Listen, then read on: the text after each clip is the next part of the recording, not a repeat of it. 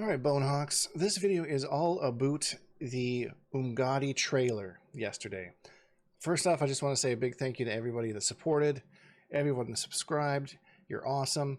Wasn't really expecting that to go the way it did yesterday, but hey, you know, found some new friends out of it, so I'm stoked. I'm here for it. So I've watched this trailer now probably close to 24 times. And I've kind of picked out some little things that maybe you've missed if you've only watched it once or twice. So I wanted to do a little bit breakdown of everything that I noticed. A few subtle things, a few things that were like, well, of course you're supposed to notice that, you ding-dong. So, yeah, I'm going to get rid of my my big head for this one so you can just enjoy. We're kind of just, not frame by frame, we're just going to break it down as it go along. So, yeah, let's get into it. Accept your death.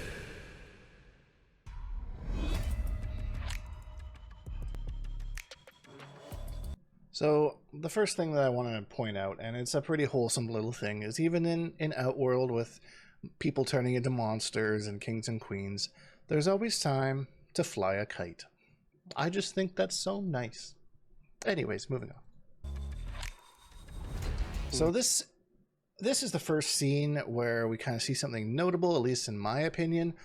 We see the carts that are assuming to be carrying Melina and Katana, and kind of going through town. You can see the priestess on the side with her.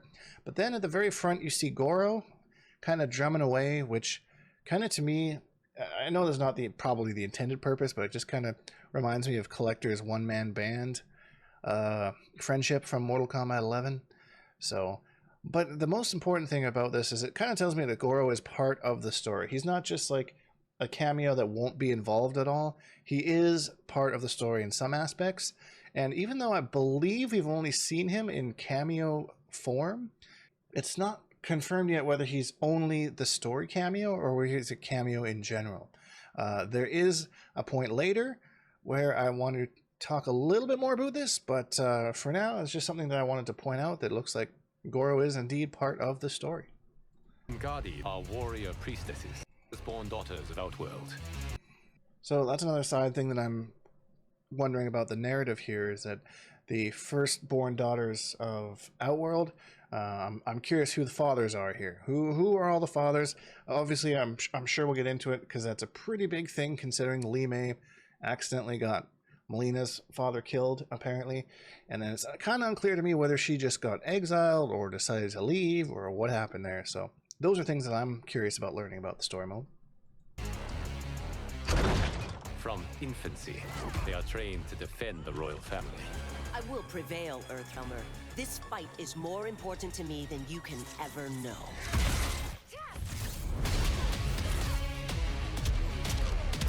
Li Mei used to lead the Umgadi.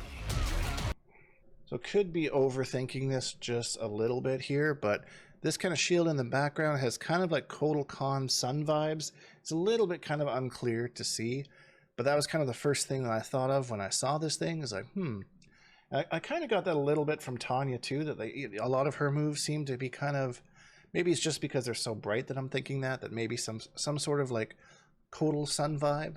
It was on her watch that the princess's father was murdered. Surrender if you wish to remain unharmed. Let us pass, Tanya. The Empress and her family are in danger. Are you... So this was an obvious one that everyone kind of, I think, caught. But behind Tanya here very much resembles a character named Chameleon, who I believe was a console-specific character in Nintendo 64 and the Armageddon for Wii. I would be surprised if she's anything more than a story cameo. I mean, it's a super cool character, but at this point we have all the ninjas, so it's like, why have one ninja do everything when you can just include the ninjas? Kind of is where my mind goes, so easily taken by lies. Let's see if you still fight like an Umgadi. My edge hasn't... This appears to me to be a new stage that we haven't seen yet, and I just want to talk briefly about the stages in this game. They are gorgeous, and they go on forever. I've noticed that a lot of the stages have like background and a background and a background and a background. Like you can see really far back there. Like I am super impressed with the design for them, and I'm super excited for them. This looks like maybe some sort of royal garden or something like that. Dulled, Tanya. Once again, you prove incapable of protecting the royal house. And it looks like Tanya's weapon here is kind of a little bit reminiscent of the Dragon Naughty Naughty variation in MKX. Maybe just kind of coming apart, but seems to have little its and bits of that, and seems to keep like a kind of upwards trajectory teleport. So her gameplay is, her design is definitely improved with some classic gameplay elements left in it. We see the drill later on in the video as well, so I really like her design.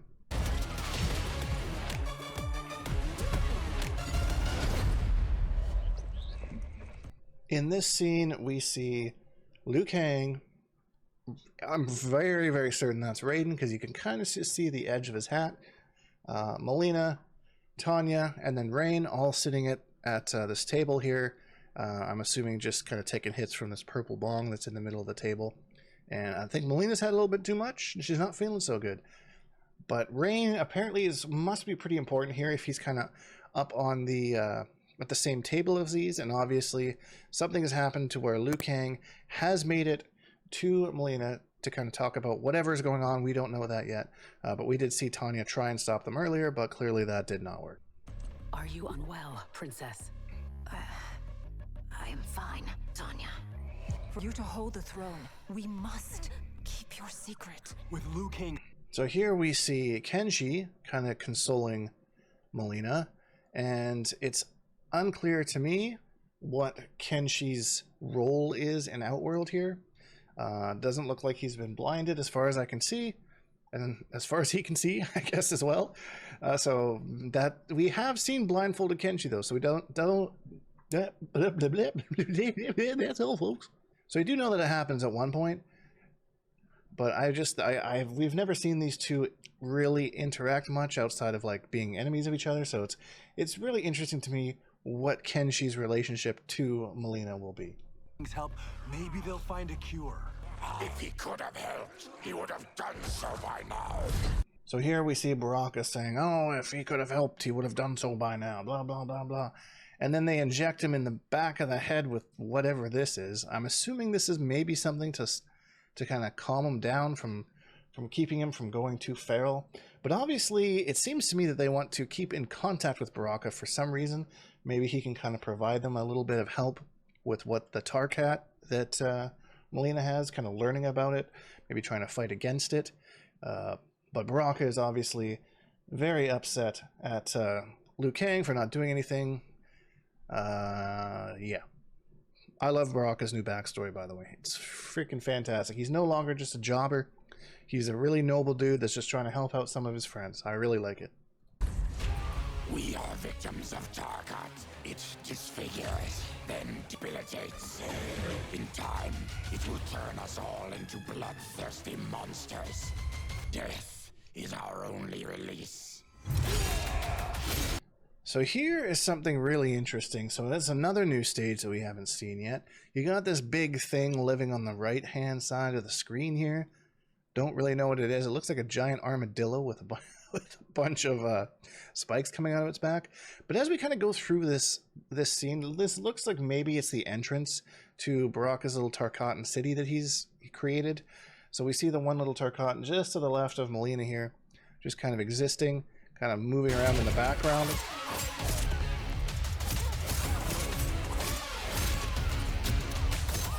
And then we get over here and we see this guy who does not appear to be Tarkatan or have the Tarkatan in any way.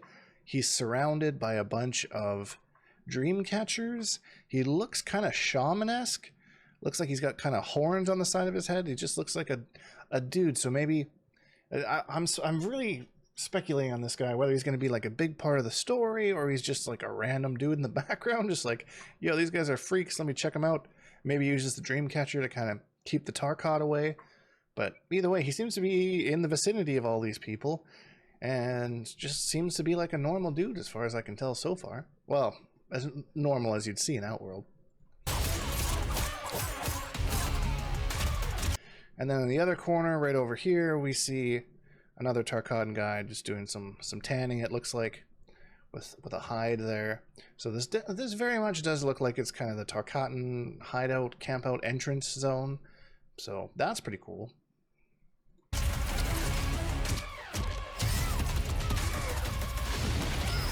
And right there is what I was talking about when I was talking about Goro being a cameo, because we saw Li Mei just fire her projectile to stun Baraka in place, and then Goro comes down for the unblockable. That's pretty strong. That's pretty strong. So obviously NRS has been balancing games for a while. I think they probably figured it out how to balance that kind of thing, but kind of inches me more towards the fact that Goro's maybe just a story cameo and not an actual cameo in the game. But we'll see. It's all just speculation at this point.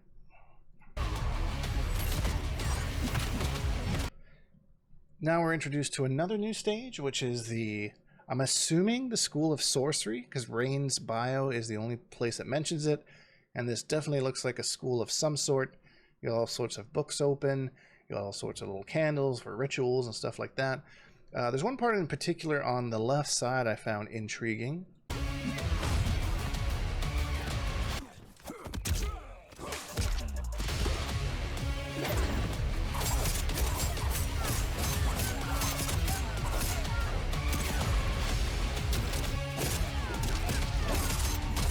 So in this scene here, right in the back, there seems to be skeletons, like x-rays kind of a thing going on. And they actually have a x-ray of a centaur, it looks like. The body and like kind of close-up of the upper body. And I thought this was kind of interesting, you know, maybe kind of showing a hint off at Motaro maybe, or maybe a new centaur. Maybe it's not even Motaro, you know. That would be weird at this point. Finally have a centaur in the game and have it not be Motaro. But either way, I thought that was worth knowing.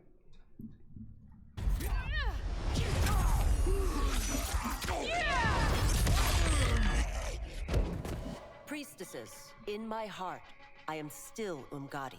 I will always honor my vows.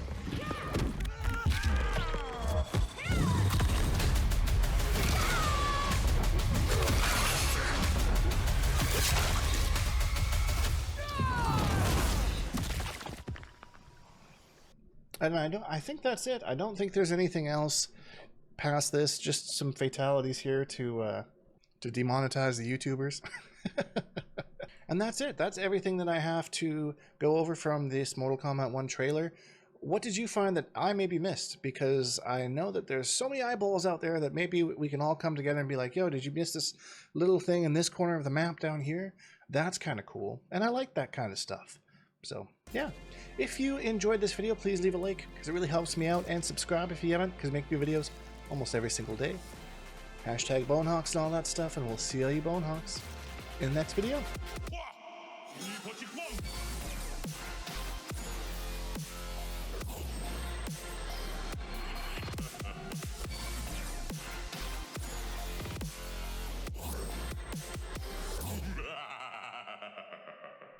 Accept your death.